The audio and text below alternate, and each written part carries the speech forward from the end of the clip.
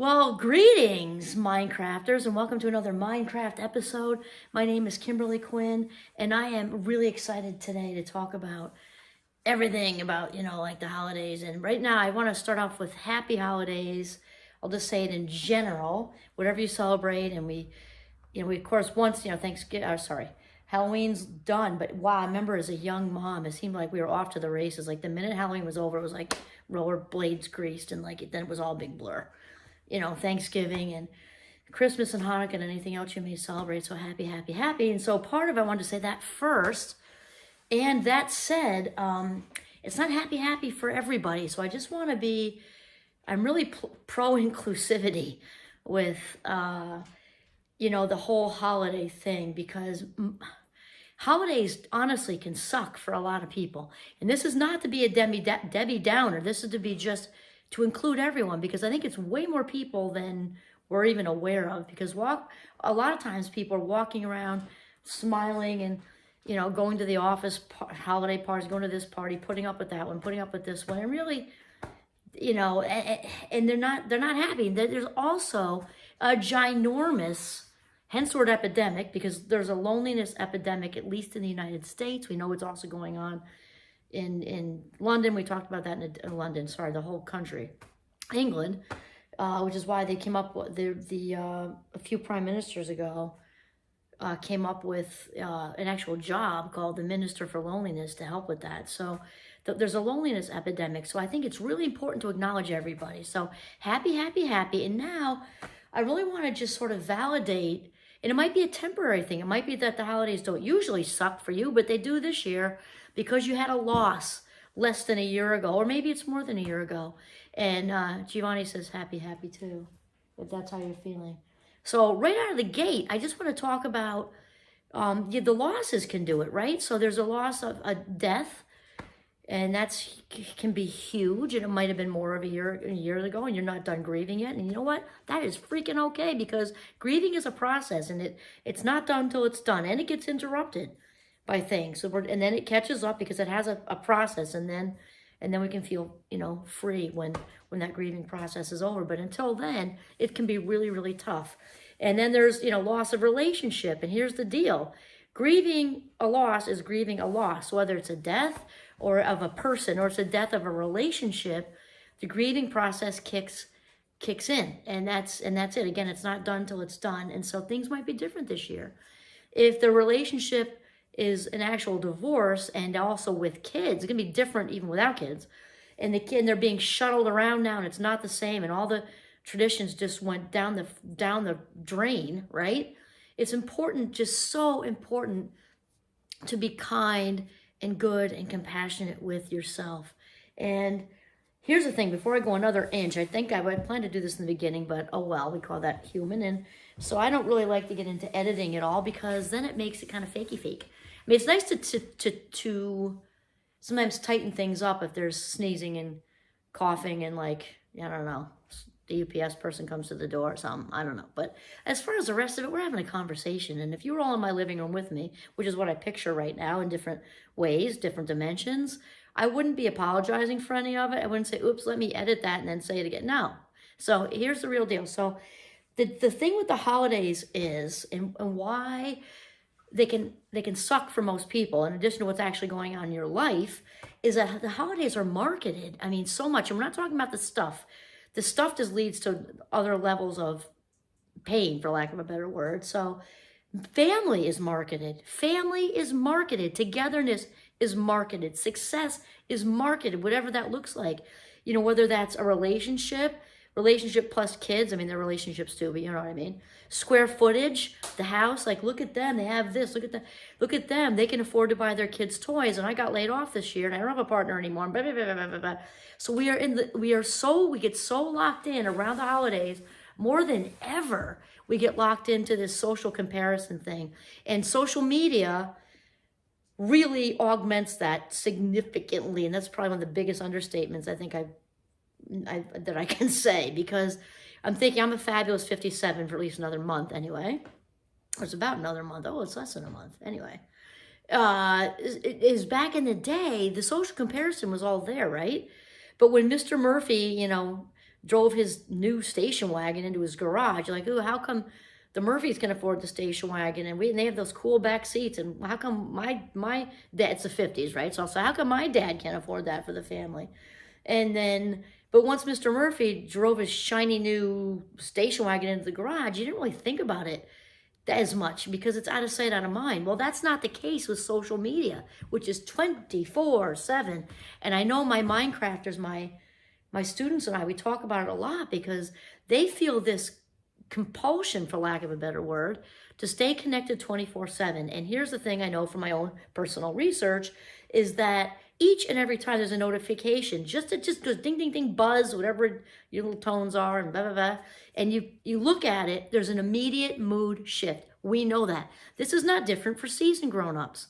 And the high majority of the time, the mood shift is negative. And we're wired for negative thinking anyway. We've discussed that with, primally because it was about survival. So it's a little bit of a heavier lift to think positively in general, okay? Now enter social media into the scene, especially, it's true for 365 days a year plus leap year. Though at the holidays, it's just so amped up. Look at this one, look at that one, look at this one. And obviously the suicide rates are up and everything. And so it's really important to keep that in check. So now we're going to talk about, what to do, okay? You might have had, again, loss with a death in the family, loss with a relationship, loss with finances. Maybe you didn't really have the loss, but you're not where you want to be, and success is being, thrown in your face and plastered all over the place with social media. Shut that crap off. I mean, it's a good idea anyway. But here are some tips and tricks. And so I'm probably a really good fit to do this video, actually, because I'm fortunate enough to have obviously a wonderful family of my own, my husband and my 5 kids, and I just love them more than any. The sun rises and sets on all of them. And my husband's side of the family. Though any of you who know the backstory, you've watched the other videos, I had a very turbulent and somewhat violent childhood. And it was, it was a lot of surviving and a lot of resilience and so, I mean, I get it. I really get it. And I also understand, I think I'm going to do a whole separate one on this, but I also understand the whole idea of chosen family because you cannot control what family you're born into. You just can't. And as a child, basically all you do is survive and you do the best you can because kids are dependent on adults. And if those adults are dysfunctional, mentally ill, or sick in any other way, you've got what you've got. And hopefully there are some, anchor people, I like to say anchors in there that you can, kind of latch yourself to and look to them for guidance and, love and support. But that's not always the case. And I think it's not always the case a lot. And so I will tell you that in my Minecraft class, just the last one before I sent them off for the Thanksgiving break, I said, to kind of giving them permission, statistically speaking, when everybody's saying happy Thanksgiving, have a nice break, that's all great. We don't want to not do that, right? Statistically speaking, not everybody's thrilled to go home. And I know who they are because I watch their faces and they just like that. And without getting deep in front of everybody or at all, because that's their business, right? I just very gently, subtly, lovingly validated it. So it's okay if you're going home and your plan is to stay as far away from your house as you possibly can with every excuse in the world that you can.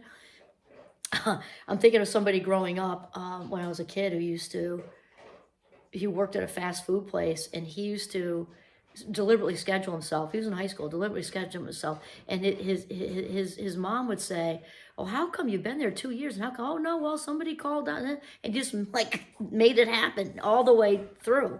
Just kept scheduling himself. So one big tip I would say is to, unplug the drugs for one thing, because the social media, just going to social media fast, just don't do it.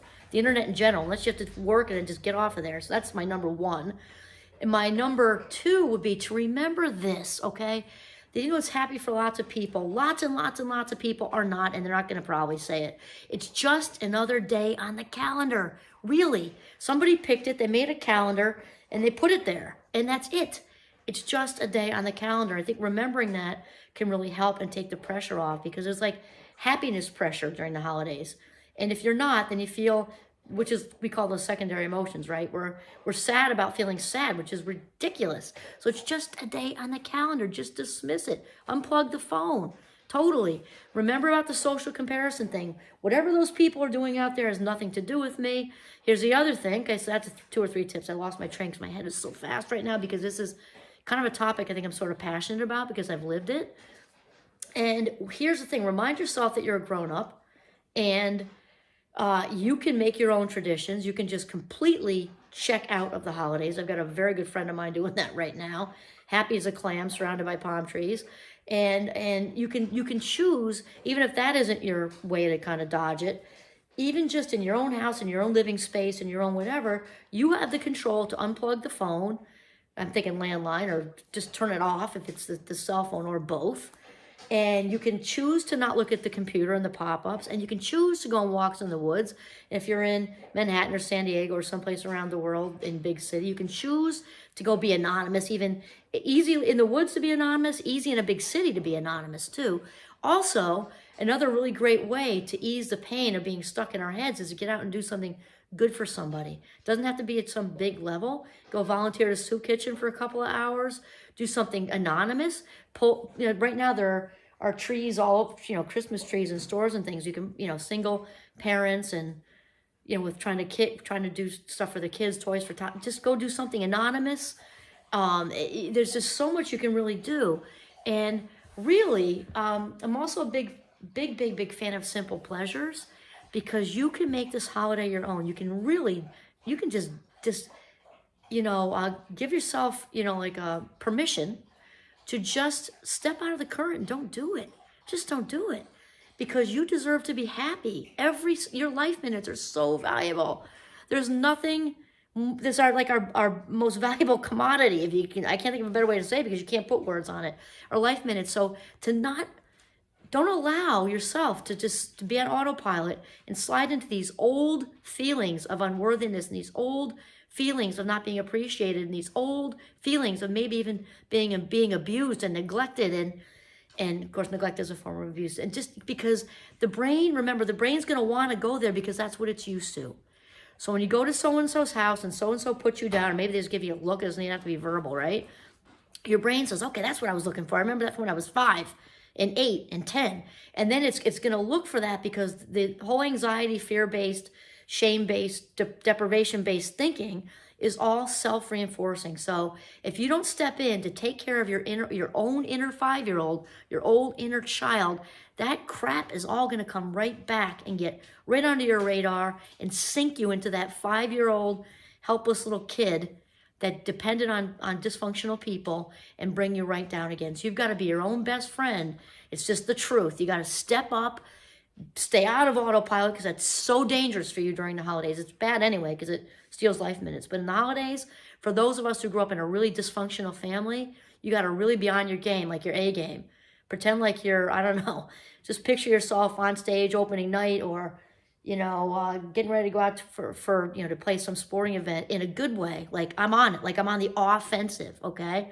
I'm on the offensive. You don't need to be that little, you don't need to allow your inner child to be re-wounded. No freaking way. No way. And the other thing I'm going to say is, because that leads right into protecting yourself from self-abandonment, because there is no worse thing you can do to yourself.